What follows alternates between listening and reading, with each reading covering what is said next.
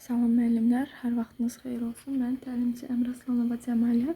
Bugün sizinlə 6-cı sinifin 24-cü mövzusu olan məişət tikiş maşınının quruluşu mövzusu haqqında danışacağam. Deməli müəllimlər, onun quruluşu necədir? Gəlin quruluşuna baxaq. Əlbəttə ki, tikiş maşınları iki cür olur. Sənaye və məişət tipli tikiş maşınları.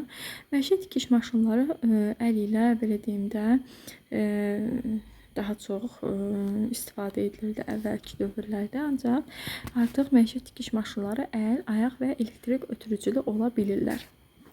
Hansı ki, şəkil 1-də onlar öz əksini tapmışdır. Elektriklə işləyən hazırda müasir dövrümüzdə ən çox istifadə edilən tikiş maşınlarıdır. Lakin bir çoxumuzun evində hələ də əl, ayaq ötürücülü, deməli, tikiş maşınları mövcuddur. Məişət tikiş maşınları quruluşuna, texniki imkanlarına və xarici görünüşlərinə görə müxtəlif hesab edilirlər. Yəni, 3 xüsusiyyətinə görə quruluş, texniki imkan və xarici görünüşünə görə müxtəlif hesab edilirlər. Amma buna baxmayaraq, onların quruluşunda təmir və istismar qaydalarında bənzərliklər çoxdur.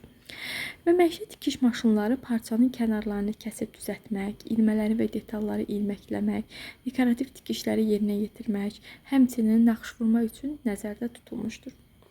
Və deməli, tikiş maşınları da müxtəlif ötürücülərin köməyi ilə hərəkətə gətirilir. Və müəllimlər, məişət tikiş maşınından indi mən hissələrini sizə sadalayacağım. Hansı ki, yeni kitablarda yoxdur, ancaq köhnə kitabda öz əksini tapır.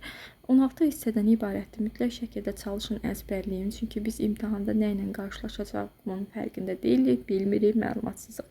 Ona görə də öyrənmək daha məqsədə uyğundur. Belə ki, o siyirmə lövbə, məkik qurğusu, sıxıcı pəncə, parçanı hərəkətə gətirən, sap tartan, sap istiqamətləndirən, qol, çarx üçün mil, sap sarayan alət, nazib çarx, ziqzaq şəkilli tikişləri qurma və tənzimləmə dəstəkləri, geriyə hərəkət lingi, tikişin uzunluğunu tənzimləyən dəstək, qolun dirəyi, platforma, sap istiqamətləndirəndən ibarətdir. Və bütün müasir tikiş maşınları elektrik ötürücüləri ilə təchiz edilmişdir. Hansı ki, ötürücü maşının işlək hissəsini hərəkətə gətirən bir qurğudur. Elektrik ötürücü iki hissədən ibarətdir. Elektrik mühərriki və pedaldan. Elektrik mühərrikləri, belə deyim də, tikiş maşınına bərk edilir. Pedal döşəmədə rahat yerdə qoyulur və ayaqla pedalı sıxırıq, elektrik ötürücüsü işə salınır. Maşının tikişlərinin salınma surəti pedalın sıxılma qüvvəsindən asılıdır. Belə ki, pedala təzyiq nə qədər güclüdürsə, sürət də bir o qədər çox olur. Pedalı buraxan zaman o ilkin əvvəlki vəziyyətinə qayıdır. Fırlanma surəti maşın tam dayanana qədər azalır.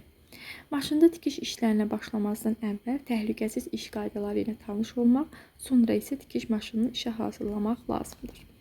Hansı ki, şəkil 2-də tikiş maşınının ötürücüləri əks olunmuşdur. Birinci əldir, B ayaqdır, deməli C isə elektrik ilə işləyəndir. Hansı ki, o da elektrik mühərriki və pedaldan ibarət olan bir qurğudur. Və deməli, mütləq şəkildə maşınla işi yerinə yetirməmişdən öncə təhlükəsiz iş qaydalarına nəzər salmaq lazımdır. Hansı ki, tikiş maşınının yeri olduğu yer iş zamanı yaxşı işıqlandırılmalıdır. Masanın üzərində yalnız verilmiş texnoloji əməliyyatlar üçün lazım olan alətlər, tərtibatlar olmalıdır və həmçinin orada emal edilən detallar olmalıdır. İşi bitirəndən sonra iş yerini yığışdırmaq lazımdır. Tikiş işlərinin yerinə yetirilməsi üçün iş yeri üzərində tikiş maşının quraşdırılmış və lazım olan alətlər, tərtibatlar, tikiş məmulatının detallarını qoyulmuş masadır. Tikiş maşınında işləyən zaman düzgün oturuş çox vacibdir. Düz oturub gövdə və başı biraz qabağa əymək lazımdır. Emal edilən əşyadan gözə qədər məsafə 30-40 sm olmalıdır. Maşının hərəkətdə olan hissələrinə çox yaxın əyilmək olmaz. Və burada təhlükəsiz iş qaydalarımız var ki, hansı ki, onları mütləq şəkildə əzbərləməliyik. Hansı prosesdə hansı qaydalara əməl etmək lazımdır. Belə ki, işdə hansı təhlükələr ola bilər? İşdə təhlükələr barmaqların iynə ilə zədələnməsi, geyimdir, saçdır, bunların tikiş maşınının fırlanan hissələrinə ilişməsi və elektrik cəryanı ilə zədələnmə. Bu işdə təhlükədir. Bunların hər birini ayrı olanları ayrı-ayrı yadımızda saxlayaq. İşə başlamazdan əvvəl nə etmək lazımdır? Mütləq maşının işləksazlığını yoxlamaq lazımdır.